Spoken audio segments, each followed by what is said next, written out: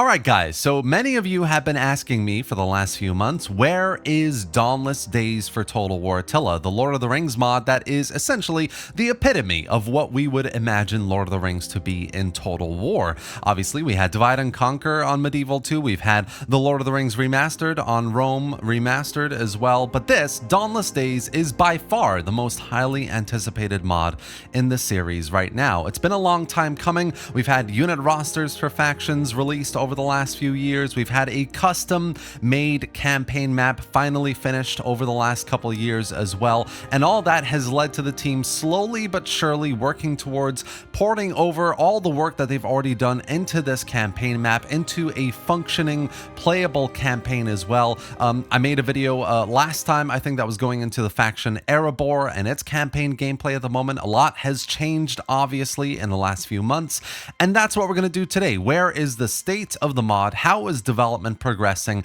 When we might be able to get access to the mod? There is a few hints about that as well, and my thoughts on how all of this is going on, essentially. So let's dive straight in. Alright, so first things first, we have to talk about artwork, the immersion that all of this work is going to be bringing to the mod when it finally comes out as well. No wonder this is going to be such a great mod, because the immersion factor, if I say immersion enough in this video, is going to be so high, so immersive. But what we saw first at the beginning there was event message artwork for the Rohirrim and Woodland Realm. We had Círdan, the shipwright unit design artwork there as well. And this is the Avari Wanderers, an AOR unit that's going to be available to the Kingdom of Dale. This one is new armor for Kahar, the leader of the Easterling faction, the Rohirrim, which looks really, really cool as well. We've got Mordor and Númenórean buildings that I think these are going to be incorporated on the battle side of things, so keep your eye out for that with new battle maps maybe in the future for these kind of areas on the campaign map.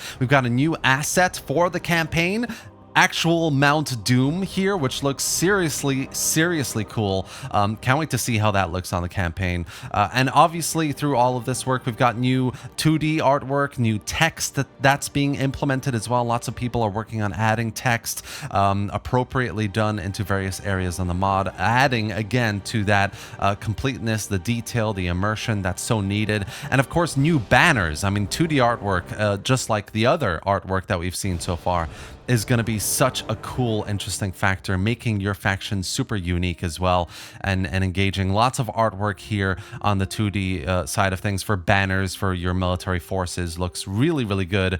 And alongside that, followers as well. So each of the factions will have a unique set of followers in themselves, which look absolutely brilliant. So this, what I'm describing, what I'm kind of showing you here, is follower sets for 9 different factions. I can see dwarves, Dale, Gondor, Rohirrim, the Uruk-hai on the left there. That looks so good for Isengard. We've got orc bands, and I think on the right side there is Rohan. So really, really nice looking artwork there for the follower side of things. And of course, work on the UI as well. So this is a look at the Harad faction. You can see the UI and the bottom is quite different. Traits have been redone for a lot of these factions as well, so you can be corrupted by Sauron dynamically, or you can be a loyalist and be super devoted to the faction that you're actually kind of, you know, loyal to, and buffs and debuffs and all that. So all of this work is ongoing, and it looks absolutely brilliant. It's always nice to talk about. We've also got new voice lines, guys, on the campaign. This will be a day to remember.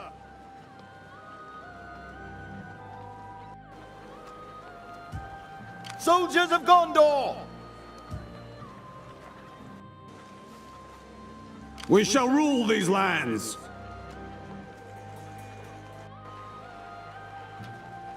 Elven warriors!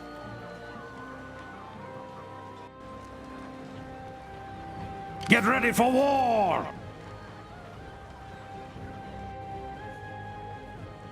Don't get in my way!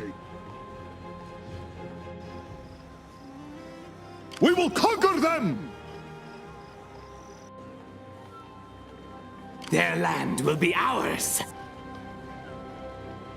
So yes, really good stuff there. Got a nice look at the campaign a little bit as well. But the next part of this I need to talk about is if you enjoyed looking at the campaign there, you do want to play it and test it, which is super important. You know, you're building a massive mod. It's very different to what the base game is like. Lots and lots and lots of moving cogs and new features and mechanics and factions, etc. All of this needs testing. So the mod and the modders are looking for testers. If that is something you're interested in, get into the Discord, which I've linked below in the video description, and go in and play it and test it.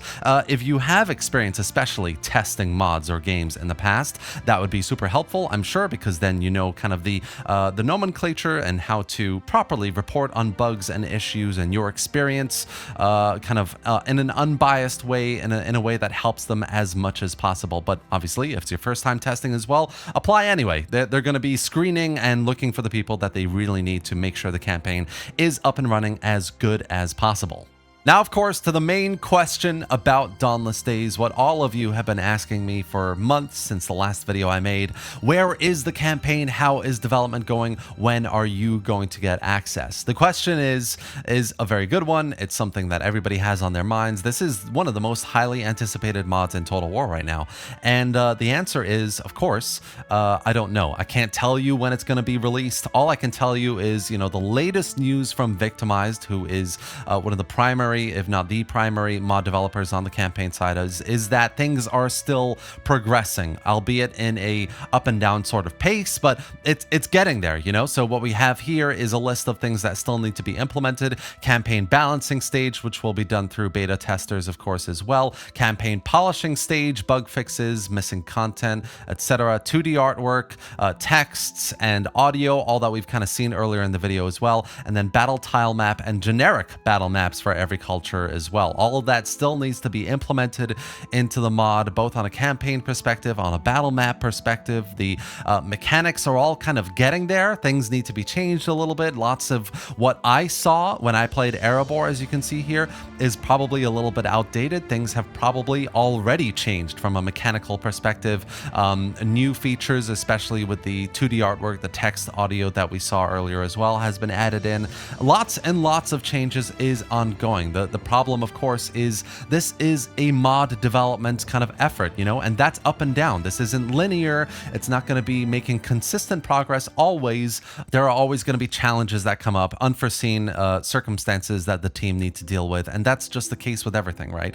And that's why we need a bit of patience, a bit of support to the mod team as well, because what they're doing is it's seriously unprecedented. I mean, the point I'm trying to make here is, you know, there is so much to be done to make this mod ready to be released to the public and play.